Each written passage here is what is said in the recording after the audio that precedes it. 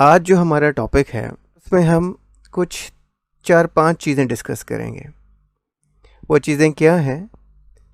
کیا نبی کے سر میں جوئیں یا لائس تھیں؟ نبی نے اس کا کیا علاج بتایا؟ قرآن نے اس کا کیا حل بتایا؟ ہم آج کل کیا علاج کرتے ہیں؟ کیا جوئیں رکھنا سنت ہے؟ اور نبی کے سر میں جوئیں کیا گندگی کی وجہ سے تھیں؟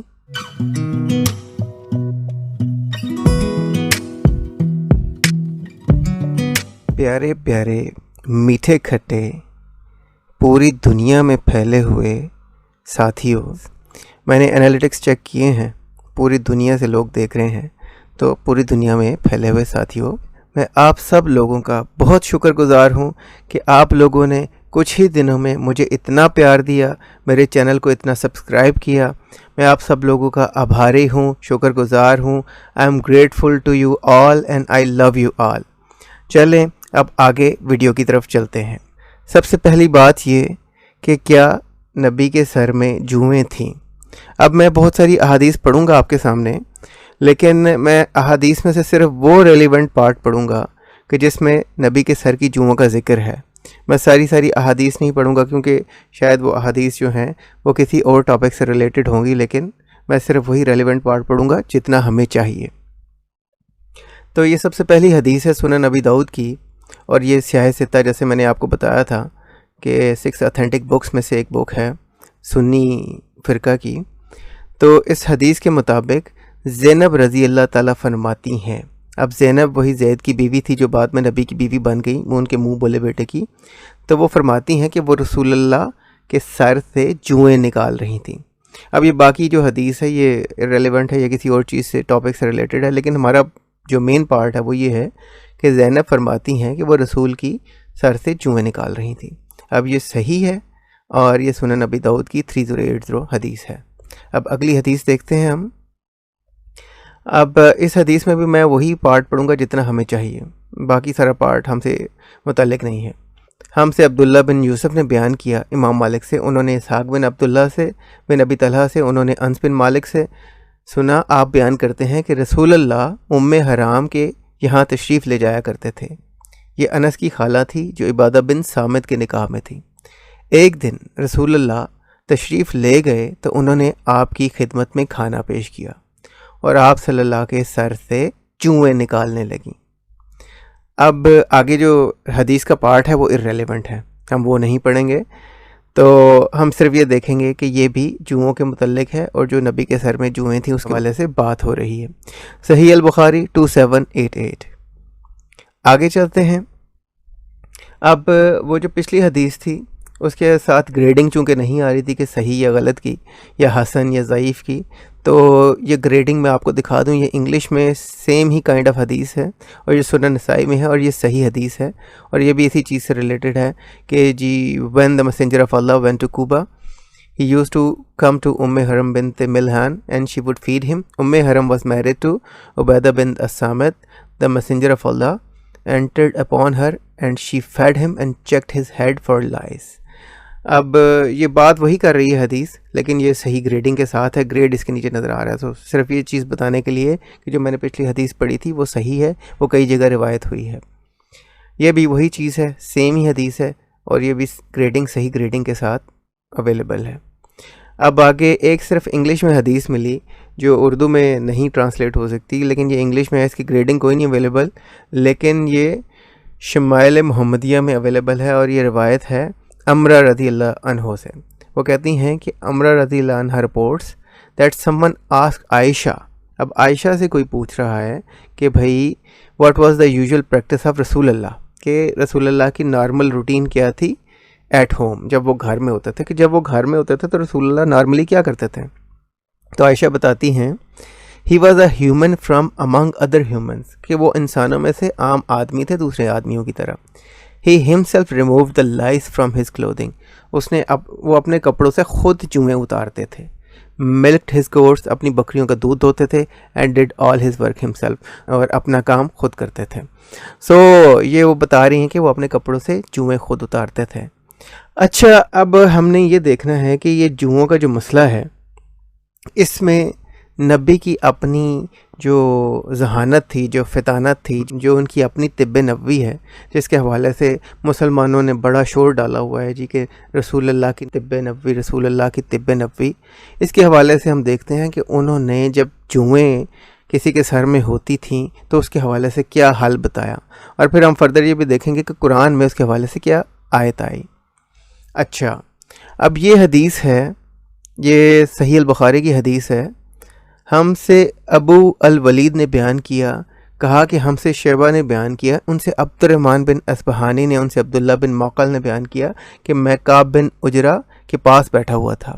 میں نے ان سے فدیہ کے بارے میں پوچھا تو انہوں نے کہا کہ اگرچہ خاص میرے بارے میں قرآن شریف میں یہ آیت نازل ہوئی تھی، لیکن اس کا حکم تم سب کے لیے ہے۔ اب وہ کسی آیت کے بتا رہے ہیں کہ جی قرآن میں میرے بارے میں ایک آیت نازل ہوئی تھی، لیکن جو اس آیت میں بات کیا گیا ہے وہ سب کے لیے حکم ہے، تمام مسلمانوں کے لیے، کہ جب ایسی کوئی سچویشن ہو تو وہ تمام مسلمانوں نے یہ کرنا ہے۔ اب میں وہ آیت بھی آپ کو پڑھ کے سناؤں گا بعد میں، پہلے ہم یہ حدیث مکمل کرتے ہیں۔ ہوا یہ کہ مجھے رسول اللہ کی خدمت میں لایا گیا تو جوئیں سر سے میرے چہرے پر گر رہی تھیں۔ آپ صلی اللہ نے یہ دیکھ کر فرمایا، میں نہیں سمجھتا کہ تمہیں اتنی زیادہ تکلیف ہوئی ہوگی، یا آپ نے یوں فرمایا کہ میں نہیں سمجھتا کہ جہد تمہیں اس حد تک ہوگی یا مشقت تمہیں اس حد تک ہوگی، کیا تجھ میں بکری دینے کی طاقت ہے؟ میں نے کہا کہ نہیں۔ پھر آپ نے فرمایا کہ پھر 3 دن کے روزے رکھ یا 6 مسکینوں کو کھانا کھلا، ہر مسکین کو آدھا سا کھانا کھلانا۔ اب یہ جو سا ہے یہ عربک کوئی میجرمنٹ کا ہے سلسلہ، اس والے میں بہت ساری مختلف آراء ہیں، ہم اس ڈیٹیل میں نہیں جائیں گے، لیکن فی الحال میں آپ کو صرف یہ بتانا چاہتا ہوں کہ یہ جو بندہ تھا، جب اس کے سر سے جوئیں بہت زیادہ ہو گئیں، گر رہی تھیں اس کے کپڑوں پہ، تو نبی نے اس کو کیا حل بتایا کہ جی جب سر میں جوئیں ہوں تو کیا کرنا چاہیے۔ اب نبی نے بتایا کہ تمہیں ایک بکری کی قربانی دینی چاہیے جوؤں کے لیے۔ پھر اس نے کہا جی کہ میرے میں طاقت نہیں ہے، میں بکری قربان نہیں کر سکتا۔ پھر نبی نے فرمایا کہ 3 دن کے روزے رکھ یا پھر 6 مسکینوں کو کھانا کھلا، اور ہر مسکین کو ایک سرٹن اماؤنٹ آف کھانا تم نے کھلانا ہے۔ اب یہ ہے حل نبی کے اپنے مطابق۔ ایک آیت بھی قرآن میں آئی، ہم قرآن کی بھی آیت پڑھ لیتے ہیں، پھر اس پہ فردر بات کرتے ہیں۔ قرآن میں یہ آیت آئی 2196، جس میں اللہ تعالیٰ نے اپنی وزڈم سے یہ فرمایا، میں آپ کو پڑھ کے سنا دیتا ہوں۔ And whoever among you is ill اور has an ailment of the head, اب جو بھی تم لوگوں میں سے بیمار ہو یا اسے سر کی کوئی بیماری ہو، making shaving necessary must offer, جس میں سر کو شیو کرنا ضروری ہو جائے تو اسے کیا کرنا چاہیے؟ اے رینسم آف فاسٹنگ، یعنی کہ فاسٹنگ کا جو ہے رینسم مطلب تاوان دینا چاہیے روزے رکھنے کا۔ اور تاوان کس کو؟ وہ دیوتا جو خدا ہے جس کا نام اللہ ہے، اس کو یہ تاوان دینا چاہیے کہ اس کے لیے آپ روزے رکھیں۔ اور پھر 3 دن کے روزے ہوں گے، اور چیریٹی کریں اور سیکریفائس یا قربانی دیں۔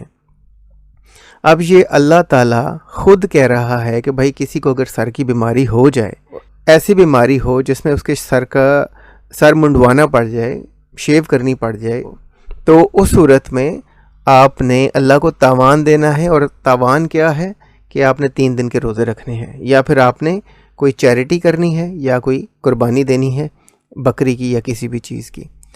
اب میں صرف آپ لوگوں سے یہ پوچھتا ہوں کہ نبی کی اپنی وزڈم کے مطابق اور اللہ کی اپنی وزڈم کے مطابق اگر کسی کو سر کا کوئی ایشو ہو جائے جس میں اسے سر کے بال صاف کرنے ہوں یا جوئیں پڑ جائیں، تو آپ کو اگر کوئی کہے بھائی آپ 3 دن کے روزے رکھو تو تمہاری جوئیں ختم ہو جائیں گی، یا کوئی کہے کہ بھئی آپ اپنا لوگوں کو کھانا کھلاؤ تب تمہاری جوئیں ختم ہو جائیں گی، یا پھر تم ایسا کرو بکری کی قربانی دے دو تو تمہاری جوئیں ختم ہو جائیں گی، تو آپ تو کہیں گے یار تو پاگل ہے، میں بازار سے اینٹی لائس شیمپو لوں گا یا میں اینٹی لائس سوپ لوں گا اور میں اپنے سر پہ لگاؤں گا اور میری جوئیں ختم ہو جائیں گی۔